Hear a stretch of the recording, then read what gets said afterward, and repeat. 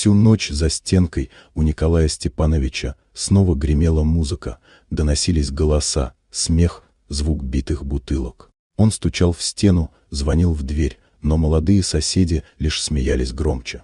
Шумная девушка Аня и ее приятель Артем жили рядом недавно, но за короткое время превратили его жизнь в череду бессонных ночей. Николаю Степановичу было за 80. Сердце пошаливало, врач строго запретил ему принимать успокоительные, но старик все равно пил их, иначе просто не мог заснуть. Другая квартира по площадке пустовала, а снизу жила глуховатая пара, которой не было дела до шума. Участковый приезжал пару раз, но всегда поздно, когда все уже стихало. Полиция считала, что старик преувеличивает. Жена Николая умерла давно, сразу после похорон сына Сергея. Он погиб на войне, героически закрыв собой группу солдат.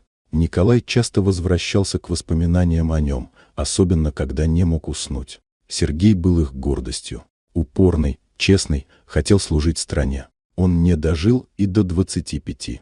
А теперь рядом с Николаем поселилась девица, которая курила на лестнице, бросала окурки под его дверь и, как выяснилось, не просто так вредничала. Однажды, пьяная, она прямо в глаза сказала ему, что ждет его смерти.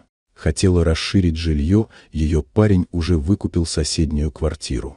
Николай пошел в полицию. Там его встретили с насмешкой. Дежурный выкинул заявление в урну, участковый вежливо посоветовал отдохнуть и не нервничать. Старик почувствовал, что его голос никому не нужен.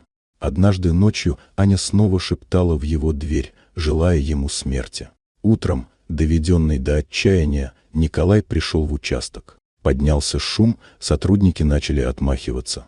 Тогда он, с трудом держась на ногах, вытащил таблетки, уронил фото сына. Начальник отделения Виктор Ильич поднял фотографию. Его лицо побледнело. На снимке был тот самый лейтенант, который спас ему жизнь в молодости.